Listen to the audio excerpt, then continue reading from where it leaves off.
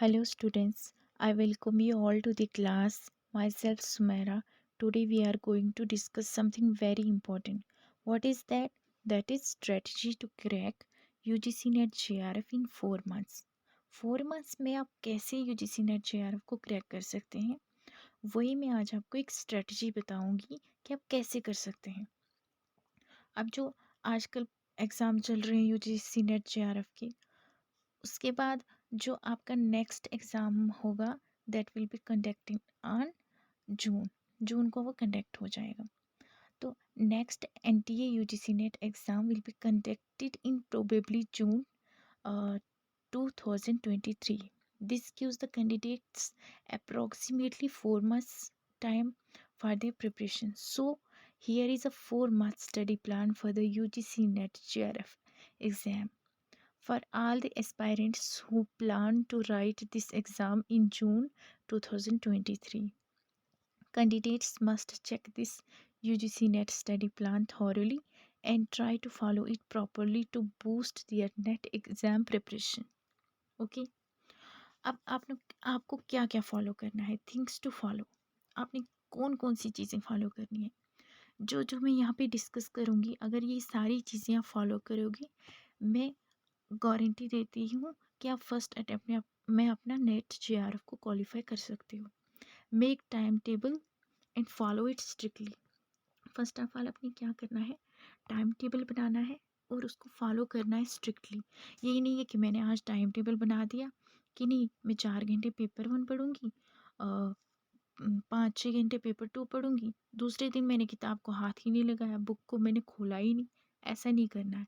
तो time table बनाना है और उसको स्ट्रिक्टली हमने क्या करना है, फॉलो भी करना है। ठीक है। डिवोट 30% हमने पेपर 1 को देना है एंड 70% हमने पेपर 2 को देना है। ठीक है। अब पेपर 1 जो है ना, पेपर 1 को जो उसमें भी 10 यूनिट्स होते हैं और पेपर 2 में भी 10 यूनिट्स होते हैं। अब पेपर 1 को हमने कम टाइम इसलिए देना है कि उसमें सिलेबस जो होता है ना उतना वास्ट नहीं होता। ठीक है, उतना कम्प्रीहेंसिव नहीं होता। पेपर 2 में हमें बहुत डेप्थ और डिटेल में जाना पड़ता है।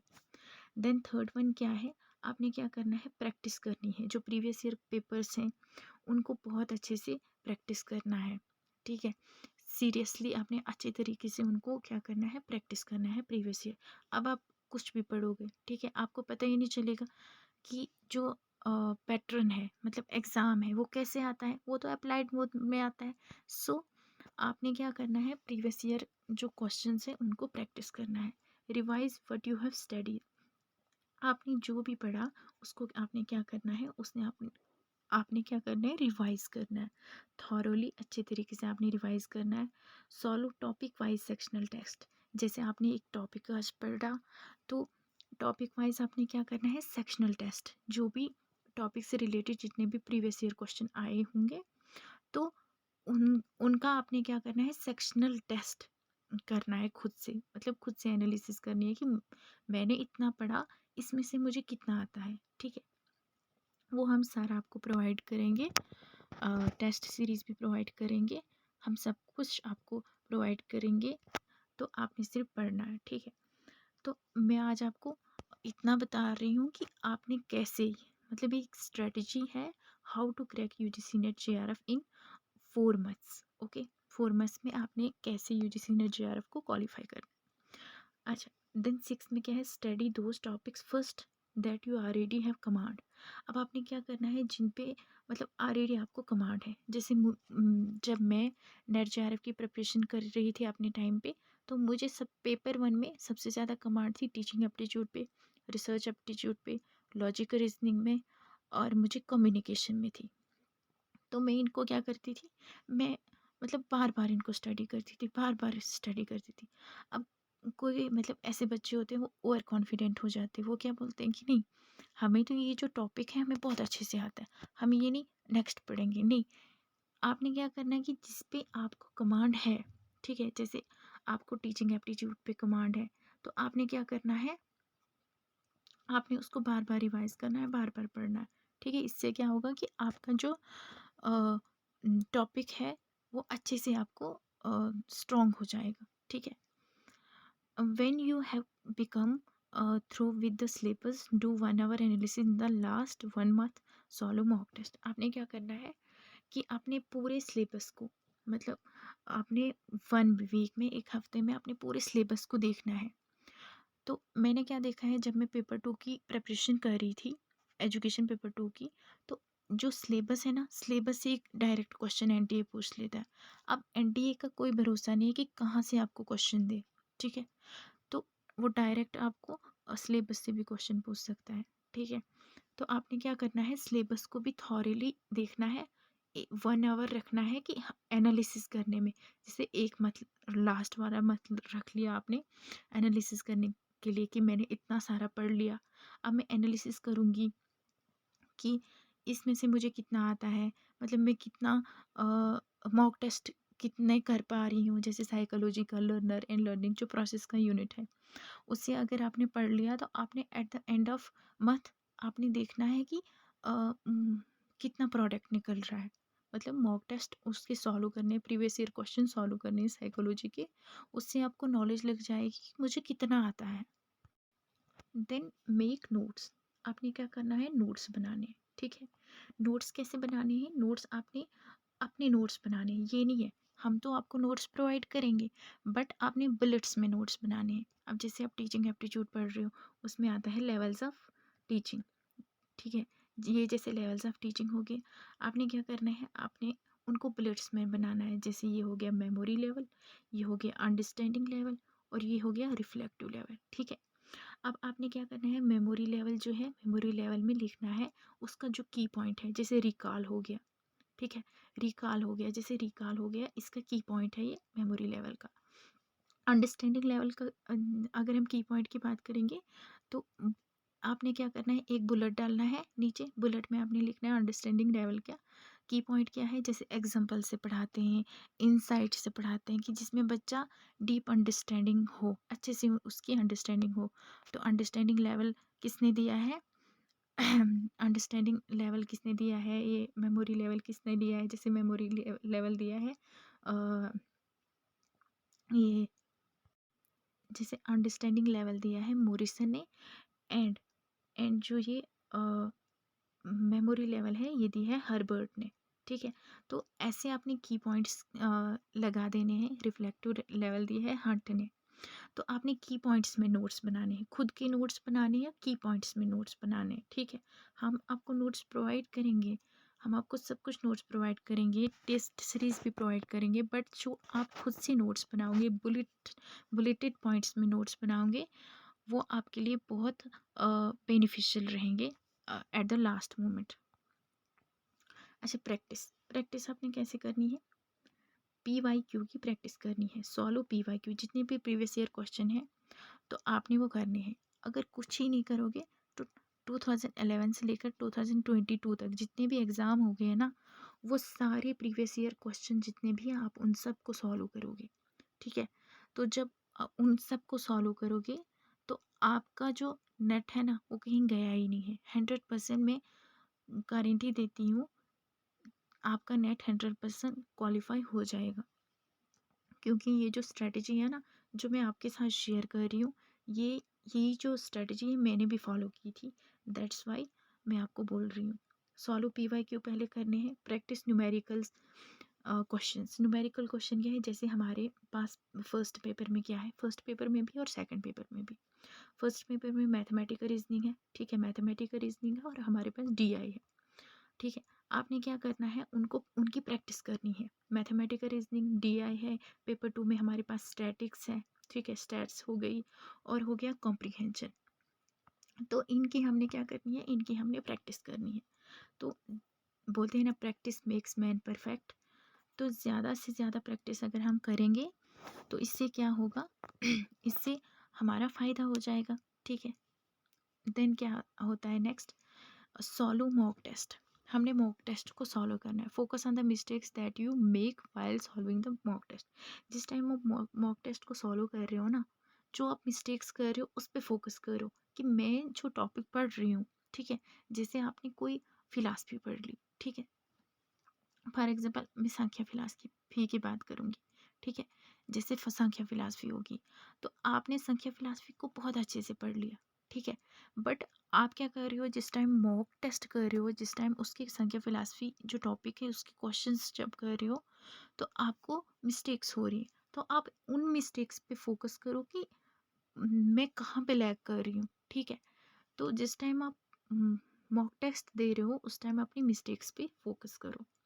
Then while solving mock test, if you come across anything new or something that you have not studied, study it and make it notes। जो भी आपको मतलब आ रहा है, ठीक है। जैसे आपने मॉक टेस्ट किया, मैं एग्जांपल दे दूंगी एक। जैसे आपने मॉक टेस्ट किया अंडरस्टैंडिंग लेवल का, ठीक है। ये हो गया, जैसे आपने किया अंडरस्टैंडिंग लेवल का, ये अंडरस्टैंडिंग लेवल। तो आपने क्या है, अंडरस्टैंडिंग लेवल का किया, तो आप उस पे भी फोकस। जैसे 4-5 ऑप्शन आते हैं, A B C D।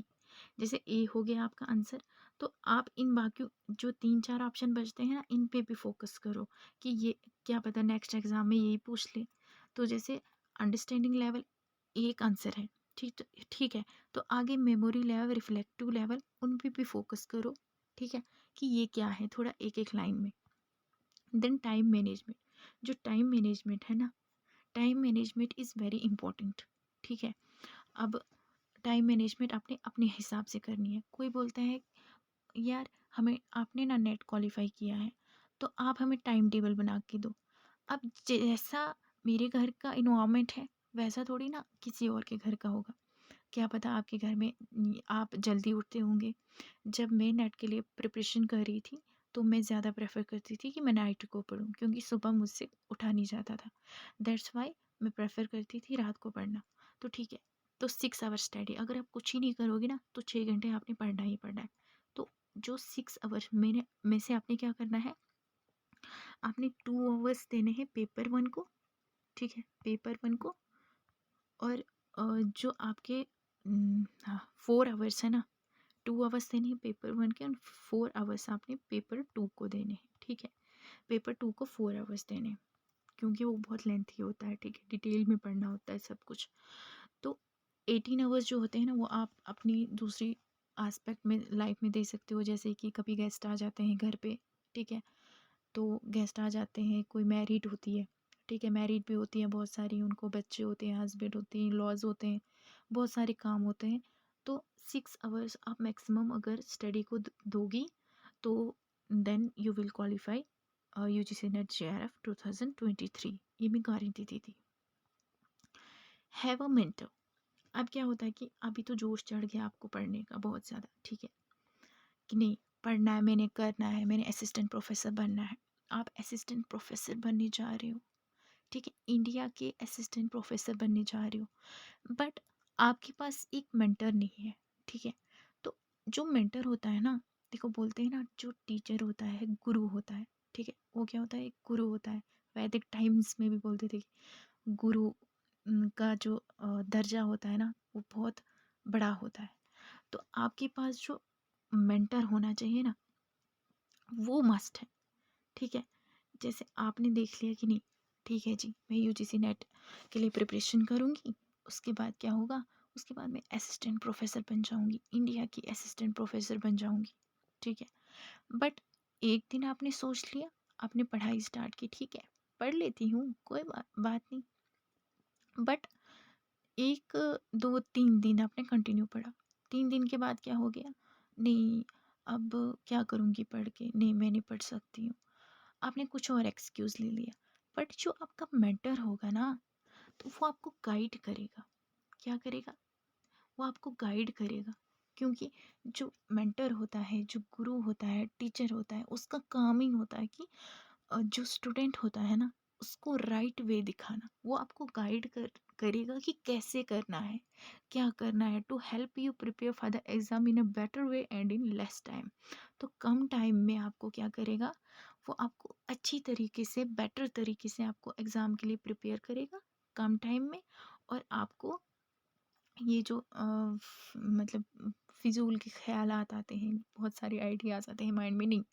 अभी देखो, अभी बहुत बहुत अच्छा सीरियल लगा है, मैं क्या कर लेती हूँ, मैं एक काम कर लेती हूँ, मैं सीरियल देख लेती हूँ। क्या पाकिस्तानी सीरियल लगा है, और वो कोई आज नया ही सीरियल निकला है, इंडियन सीरियल, वो देख लेती हूँ, नागिन 2 देख लेती हूँ, ठीक है। तो पढ़ाई नहीं करूँगी। बट जो मेंटर होगा ना, वो आपका जो ये ब्रेन है ना, उसको बिल्कुल वॉश कर देगा, ठीक है? तो जो मेंटर होता है ना, वो आपको गाइड करेगा। इससे क्या होगा, आपको मतलब एक जोश आ जाएगा, ठीक है? तो इससे आप अपने जो आपका गोल है ना, आप अपने गोल तक ईज़िली से पहुँच सकते हो, लेस टाइम में, ठीक है? तो मेंटर होना बहुत ज़रूरी है आपकी लाइफ में। देन आता है analysis of previous year paper. तो जो प्रीवियस ईयर पेपर होते हैं ना, उनकी एनालिसिस करना बहुत इंपॉर्टेंट है। जब मैं पढ़ती थी अपने टाइम पे, जब मतलब मैं यूजीसी नेट जेआरएफ की प्रिपरेशन कर रही थी, मैंने भी फर्स्ट अटेम्प्ट में क्वालिफाई किया है। तो जब मैं पढ़ती थी ना, मैं टॉपिक को बहुत डीप पढ़ती थी। पढ़ लिया ना टॉपिक, उसके बाद जब मैं प्रीवियस ईयर क्वेश्चन निकालती थी, मुझे पता ही नहीं चलता था कि ये क्या है। मुझे ऐसा लग रहा था कि मैं, क्योंकि मेरे पास तब मेंटर नहीं था, ठीक है? तो फिर क्या होता था कि मुझे लगता था मैं पढ़ती कुछ और हूँ और ये एग्ज़ाम में कुछ और ही आता है। तो मेंटर की हेल्प से, ठीक है, फिर मैंने क्या किया, मैंने की एनालिसिस, जो प्रीवियस ईयर पेपर्स होते थे ना, ठीक है, प्रीवियस ईयर पेपर, मैंने सब उनकी मतलब एनालिसिस की। और मैंने ये भी देखा कि किस तरह के क्वेश्चन पूछे जाते हैं एग्ज़ाम में। जैसे नेट में असर्शन रीजनिंग के क्वेश्चंस आते हैं, स्टेटमेंट बेस्ड क्वेश्चन आते हैं, एलिमिनेशंस के क्वेश्चंस आते हैं, वन पॉइंट क्वेश्चंस आते हैं। तो हमने क्या करना है, ये भी देखना है कि किस तरह से क्वेश्चन आते हैं। अगर आपके सामने असर्शन रीजनिंग का क्वेश्चन आ गए, आपको तो पता ही नहीं होगा ये करते कैसे हैं, तो आप कैसे करोगे? तो पेपर्स को भी एनालाइज करना है और किस तरह से क्वेश्चन पूछे जाते हैं एग्जाम में, वो भी आपने देखना है, ठीक है? अब मैंने यहाँ पे एक क्वेश्चन डाला है, अंडरस्टैंडिंग लेवल का ही है। Which of the following sequence, which of the following is the sequence of different levels of teaching. अब यहाँ पे सीक्वेंस बताना है। अगर आपने सीधे पढ़ा होगा, देखो यहाँ पे ना ट्रिक्स एंड ट्रेड्स चलते हैं। जिसको ट्रिक्स पता चल गई ना, नेट की एग्ज़ाम की, यूजीसी नेट जेआरएफ एग्ज़ाम की, देन वो तो, उसको तो कोई हार ही नहीं सकता, ठीक है? वो तो कहीं भी जाएगा ना, वो नहीं हारेगा, वो तो जेआरएफ कर ही लेगा। अब यहाँ पे क्या पूछा है, यहाँ पे पूछा है sequence of different levels of teaching. अब देखो एग्जामिनर भी बहुत चालाक है, उसको पता है बच्चे ने पढ़ लिया मेमोरी लेवल क्या होता है, ठीक है, मेमोरी लेवल हर्बर्ट ने दिया है, ये लेस थॉटफुल होता है, ठीक है, ये छोटे बच्चों के लिए होता है, ये स्टेप बाय स्टेप चलता है चीज़ों को लेके, स्टेप बाय स्टेप इसमें रिकॉल होता है, ठीक है, पता चल गया बच्चे को, ठीक है, ये तो पता चल गया। देन अंडरस्टैंडिंग लेवल में क्या होता है, ठीक है, अंडरस्टैंडिंग लेवल में क्या होता है कि बच्चा अ, अ, बच्चे को एग्जाम्पल से सिखाते हैं, इनसाइट, मतलब बच्चे को डीप अंडरस्टैंडिंग होनी चाहिए, ठीक है। और रिफ्लेक्टिव लेवल में क्या होता है, रिफ्लेक्टिव लेवल में बच्चा क्रिटिकल थिंकिंग, जो critical thinking, critical and creative thinking होती है ना, वो बच्चे की डेवलप हो जाती है, ठीक है। एग्जामिनर ने ये सोच लिया, देखो एग्जामिनर भी बहुत चालाक है, ठीक है, ये नहीं सोचना कि सिर्फ हम चालाक है। एग्जामिनर जो होते हैं ना, वो हमसे चालाक होते हैं ज़्यादा। उन्होंने असिस्टेंट प्रोफेसर इंडिया के बनाने होते हैं, वो तो कुछ चालाकी करेंगे। देखो उन्होंने क्या किया है कि उन्होंने फर्स्ट ऑप्शन में ये करेक्ट ऑप्शन डाल दिया, मेमोरी लेवल, अंडरस्टैंडिंग लेवल और रिफ्लेक्टिव लेवल। उसको पता है अच्छे से, एग्जामिनर को नहीं, बच्चे ने इसका भी कॉन्सेप्ट क्लियर किया, अंडरस्टैंडिंग लेवल का भी कॉन्सेप्ट क्लियर किया, रिफ्लेक्टिव लेवल का भी कॉन्सेप्ट क्लियर किया। अब क्या बचता है, सीक्वेंस का कहाँ सोचेगा बच्चा कि ऐसे भी पूछते हैं क्वेश्चन। अब उसने क्या किया, उसने चालाकी से आपको पूछ लिया कि सीक्वेंस। अब अगर आपको पता है, आपने अच्छे से पढ़ा है, ठीक है, तो आप बोलोगे ये पहले मेमोरी लेवल आता है, उसके बाद अंडरस्टैंडिंग लेवल आता है, उसके बाद रिफ्लेक्टिव, क्योंकि रिफ्लेक्टिव मैंने आपको बोला था ये क्रिटिकल और क्रिएटिव है। ऐसे याद रखना, रिफ्लेक्टिव लेवल कभी नहीं बोलेगा। जो बड़े बच्चों के लिए होता है ना, हायर एजुकेशन में जो होते हैं, उनके लिए रिफ्लेक्टिव लेवल होता है, ठीक है। अब यहाँ ये तो लास्ट पे आएगा रिफ्लेक्टिव लेवल, ये तो लाइन ही कट गई, ये तो है ही नहीं। अब अंडरस्टैंडिंग लेवल, पहले तो अंडरस्टैंडिंग लेवल है ही नहीं। अब मेमोरी लेवल ए में और डी में था, ठीक है, मेमोरी लेवल इसमें भी ठीक है जी, ये भी चलो मानते हैं, ठीक है। रिफ्लेक्टिव लेवल क्या है, रिफ्लेक्टिव लेवल तो लास्ट में, ये भी गलत हो गया। तो हमारा जो आंसर है वो क्या होगा, वो होगा memory level first option, option number A will be our correct answer. Okay, समझ आई क्वेश्चन कैसे करना है। Okay, the next will be focus on strong sections. अब जो जो आपके स्ट्रॉन्ग सेक्शंस हैं ना, उन पे फोकस करना है। ठीक है, अब कौन से आपके स्ट्रॉन्ग सेक्शंस हैं, जैसे मैं अपनी बात करूँगी, मेरा जो स्ट्रॉन्ग सेक्शन था फर्स्ट पेपर में, पेपर वन में था मेरा टीचिंग एप्टीट्यूड। मेरा बहुत फेवरेट है ये teaching aptitude. Teaching aptitude, then research aptitude, then communication. ठीक है, ये मेरे क्या थे, ये मेरे फेवरेट थे। तो ये मतलब मुझे बहुत अच्छे से ये आते थे, मैं इन पे ही ज़्यादा फोकस करती थी। मतलब जो स्ट्रॉन्ग सेक्शन है हमारे, उन पे फोकस करना। देन पेपर टू में मेरे क्या थे, पेपर टू की अगर बात करें तो ये पेपर वन था, ये पेपर टू की अगर मैं बात करूँ तो मेरा था इसमें जो स्ट्रॉन्ग था वो था साइकोलॉजी, लर्नर एंड लर्निंग जो प्रोसेस है वो। ठीक है, टीचर एजुकेशन, इंक्लूसिव एजुकेशन, और यूनिट 7 जो पीडागोजी एंड्रोगोजी है, यूनिट 7 की बात करें, रिसर्च भी, रिसर्च और करिकुलम। मतलब इसमें तो सारे ही थे ऑलमोस्ट। तो जो मतलब आपके स्ट्रॉन्ग पॉइंट्स हैं ना, स्ट्रॉन्ग जो सेक्शंस हैं, उन पे ज़्यादा फोकस करो और फोकस करो। अब मैंने जो आपको पहले बोला था कि जैसे बच्चे होते हैं ना, वो ओवर कॉन्फिडेंट हो जाते हैं, ये तो मुझे आता है ना, मैं क्यों इसको करूँ। ऐसा नहीं करना है ओवर कॉन्फिडेंट। जो नेट में ओवर कॉन्फिडेंट गया ना, वो गया। तो जो की पॉइंट्स हैं ना, मेन की पॉइंट्स हैं, उनको कान पकड़ के रखना है। ठीक है, फिर तो आपका कोई भी क्वेश्चन गलत नहीं हो जाएगा। तो आज था ये कि कैसे आपने करना है यूजीसी नेट जेआरएफ 2023 जो जून में होने वाला है, आपने कैसे उसके लिए प्रिपेयर करना है। अगर आप इस स्ट्रेटजी को फॉलो करोगे तो मैं गारंटी दूंगी आपको कि आपने कैसे करना है, क्या करना है। ठीक है, तो मैं आपको गारंटी दूंगी कि you will definitely qualify your UGC net JRF examination in first attempt, in single attempt. ठीक है, तो बाकी टाइम टेबल, जो टाइम मैनेजमेंट मैंने बोला था, अपने अकॉर्डिंग टाइम टेबल बना लो, बट अपनी 6 आवर्स पढ़ना ही पढ़ना है एनी हाउ। अगर ज़्यादा पढ़ोगे वो आपके लिए ही बेनिफिशियल होगा, बट मैं बोलूँगी कि आपने मैक्सिमम कितना पढ़ना है, आपने 6 आवर्स पढ़ना है। ठीक है, अब मैं नेक्स्ट वीडियो बनाऊँगी सिलेबस के रिलेटेड, कि जो पेपर वन और पेपर टू एजुकेशन के लिए हम प्रिपेयर कर रहे हैं ना, यूजीसी नेट एजुकेशन के लिए, तो पेपर वन में कुछ ऐसे यूनिट हैं जो पेपर टू से मिलते जुलते हैं। अगर हम पेपर वन में अच्छे से पढ़ेंगे तो पेपर टू में हमें पढ़ने की ज़रूरत नहीं पड़ेगी। वो मैं आपको नेक्स्ट वीडियो में समझाऊंगी। ठीक है, ओके, बाय।